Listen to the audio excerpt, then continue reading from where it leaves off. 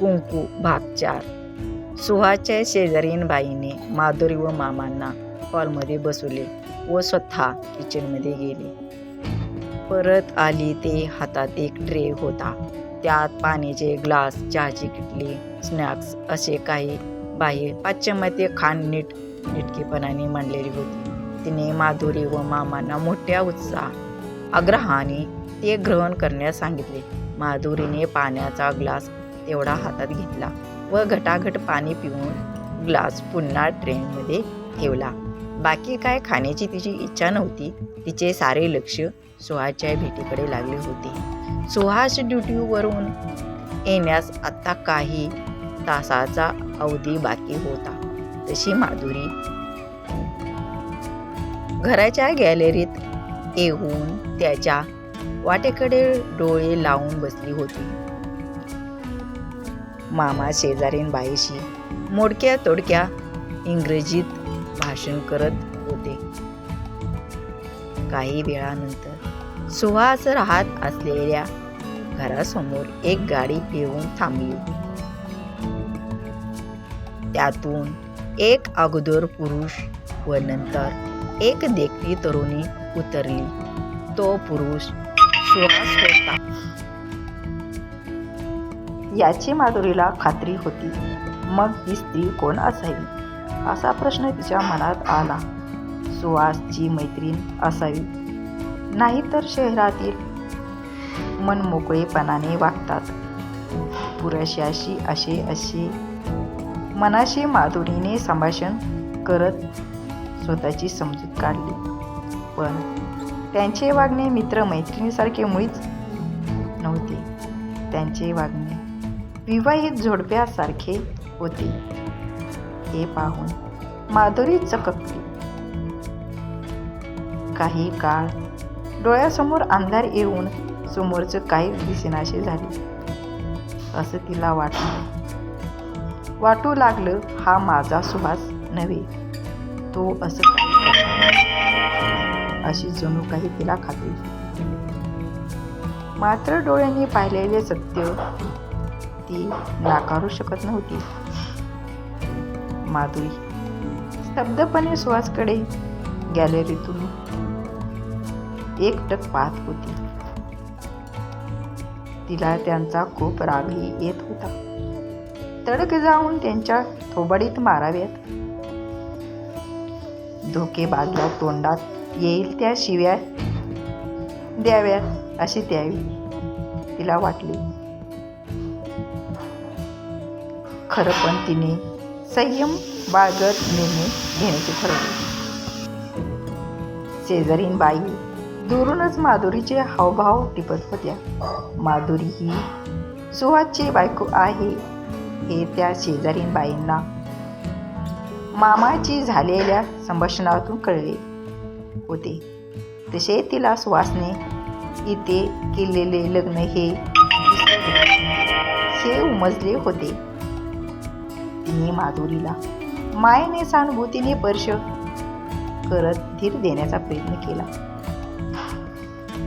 ती स्त्री पाश्चिमात्य असली तरी एक स्त्री होती. सुहासने केलेल्या दुष्ट कृत्याचा दाह तीही जाणू शकत होती.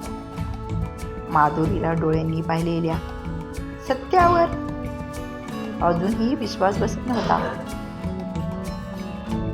तिला त्या तरुणीविषयी खात्री करून घ्यायची होती. नेमकी ती तरुणी काय, सुहास यांच्यातील नाते काय आहे हे तिला जाणून घ्यायचे होते. ती रात्र माधुरीने शेजारीणबाईकडेच जागत घालवली. तिच्या शरीराचा व मनाचा दाह झाला होता. तिला शांत झोप लागणार कशी? माधुरी सुहाच्या घरावर लक्ष ठेवून होती. दुसऱ्या दिवशी सकाळी सुहास ड्युटीवर गेल्यानंतर माधुरी सुहाच्या घरी गेली. तिने दाराचे बेल वाजवली. तशी दारात एक तरुणी येऊन हू आर यू असं म्हणाली. काय उत्तर द्यावे म्हणून माधुरी काही काळ गांगरून गेली. सरळ सरळ सुहासची बायको अशी ओळख तिच्याशी करून द्यावी असं माधुरीच्या मनात होतं. पण पुढच्या क्षणी स्वतःला सावरत तिने एक सावध पवित्रा घेतला. ती तरुणी चेहऱ्यापट्टीवरून भारतीय स्त्री वाटत होती. माधुरीने ही गोष्ट हेरून तुम्ही भारतीय का असा प्रतिप्रश्न त्या तरुणीला विचारला. भारताचे नाव ऐकून त्या तरुणीने माधुरीला आदराने आत येण्यास सांगितले. भारतीय म्हणून दोघांमध्ये संभाषणास सुरुवात झाली. ती तरुणी सहजपणे सर्व बोलत होती. माधुरी मात्र उद्देशाने तिथे आली होती.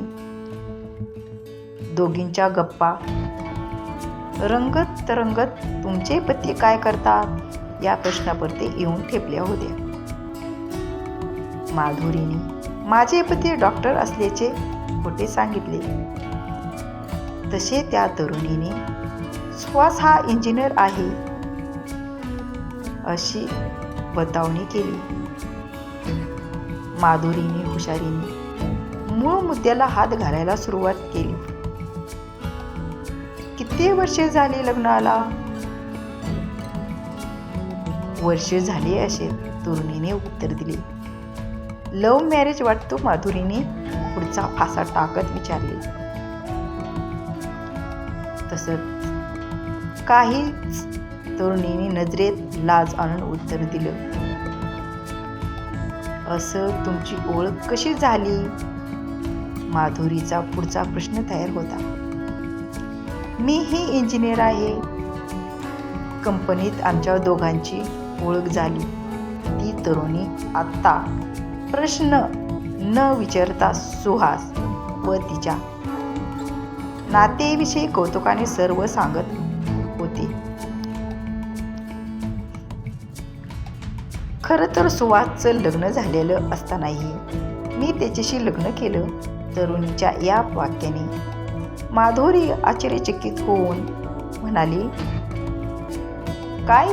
माधुरी त्या तरुणीशी अनोळखी बनवून बोलत असली तरी ती सुहासची पत्नी होती. तरुणीच्या या उत्तराने तिचे रक्त खवळले. तिने तरुणीच प्रतिप्रश्न केला. एक स्त्री असूनही दुसऱ्या स्त्रीचे आयुष्य उद्ध्वस्त होईल अशा तुलनाही का वाटले? होय वाटले. तुला नाही का वाटले? होय वाटले ना. पण सुहास त्या लग्नबंधनात मुळीच सुखी नव्हता. त्याला त्याच्या मनमारात वास शोभेल अशी कुणीतरी हवी होती. ती सुंदर सुशील असली तरी चार चौकामध्ये नेण्यास सुहासला कमीपणा वाटत होता. तिचे मन सुंदर असले तरी काळा बरोबर स्वतः बदल करण्याची समज तिच्याकडे नव्हती. माधुरीच्या हातापायांना आता कंप सुटला होता. सुहास आपल्याविषयी असा काही विचार करतोय यावर तिचा विश्वास बसत नव्हता. मी खरंच त्यांच्या योग्यतेची नव्हती की त्या तरुणीचा त्याला मोह झाला होता हे माधुरीला समजत नव्हतं. तरुणी अजूनही बोलतच होती. सुहासचा संसार मी मोडला नाही. तो संसारात सुखी नसल्यामुळे त्याला माझी गरज भासली. सुहास सारखा देखणा पुरुष आपल्या प्रेमात आहे हे बघून कोणत्या स्त्रीचे मन मोहात अडकणार नाही? तरुणीचे हे वाक्य ऐकून माधुरी नजरेतला राग दाबून म्हणाली. सुहासच्या पत्नीला तुमच्या नात्याविषयी कळाले तर काय होईल याचा तुम्हाला अंदाज आहे का? घटस्फोट झाल्याशिवाय दुसरे लग्न समाजमान्य होत नाही हे तुला माहीत आहे का? सुहास आमचं लग्न झालं आहे हे कधी गावाकडे सांगणारच नाही. गावाकडून कोणी अमेरिकेत येऊन चौकशी करण्याचा प्रश्नच उद्भवत नाही. तो कायमचेच अमेरिकेत शिफ्ट होण्याचे विचार करतो आहे. तरुणीचे हे वाक्य ऐकून हे लग्न सुहास व त्या तरुणीच्या संमतीने झालेले आहे हे माधुरीच्या लक्षात आले. सुहासचे त्या तरुणीवर प्रेम होते हे की नुसते आकर्षण हे तोच सांगू शकत होता. काही असले तरी आता माधुरी व सुहास यांच्या नात्यात काहीही उरलेले नव्हते. माधुरी उच्च शिक्षित नसली तरी स्वाभिमानी स्त्री होती. सुहासचे डावलणे तिला सहन होणारे नव्हते. व्हिडिओ जर आवडला तर व्हिडिओला लाईक करा आणि शेअर करा. आणि हो, व्हिडिओ कसा वाटला तुम्हाला कमेंट